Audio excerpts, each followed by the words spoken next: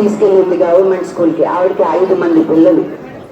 ఈరోజు ఆ ఒక్క నాన్న ఆ ఊరి నుంచి బయటకు వచ్చి విద్యానికేతన్ అని సంస్థలు పెట్టి 25% free education irrespective of their cost and creed అని 30 సంవత్సరాలుగా చేస్తున్నారంటే ఒక యాక్టర్గా మామూలు విషయం కాదు. అది ఆయన ఒకప్పుడు ఉపాధ్యాయుడిగా ఉన్నాడు కాబట్టి పిల్లలకి చదువు ఎంత ఇంపార్టెంట్ ఆయనకి తెలుసు కాబట్టి ఆయన తగినంత ఆయన సంపాదించిందంతా పిల్లలు ఎడ్యుకేషన్లోనే పెట్టారు.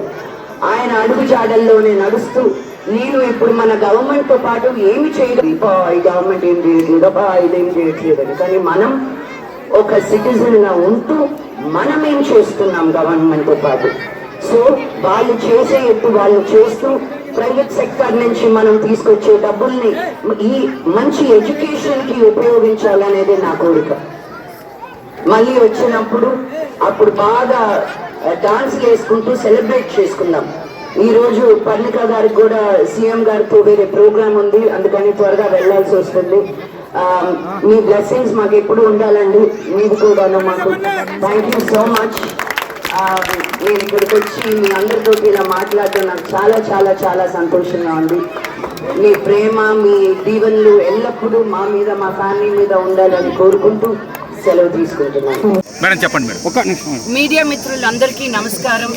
ఈరోజు ఇంత పెద్ద ఎత్తున మీరందరూ వచ్చి వేణీరావు ఫౌండేషన్ ద్వారా టీచ్ ఫర్ చేంజ్ చేస్తున్న పనులకి మీరు సపోర్ట్ చేయడం చాలా సంతోషంగా ఉంది. ఈరోజు పొల్లంపల్లిలో స్టార్ట్ చేసాం. ఇప్పుడు 4 మండలాల్లో 16 స్కూల్స్లో మేము స్మార్ట్ క్లాస్ రూమ్స్ నిర్వహించడం జరిగింది. ఫ్లో ఫార్వర్డ్ అనే ఇంకో ఇనిషియేటివ్తో మెన్స్ట్రల్ హైజీన్ గురించి ఎడ్యుకేషన్ ఇస్తూ వాళ్ళకి ప్యాడ్స్ డిస్ట్రిబ్యూట్ చేయడం జరిగింది.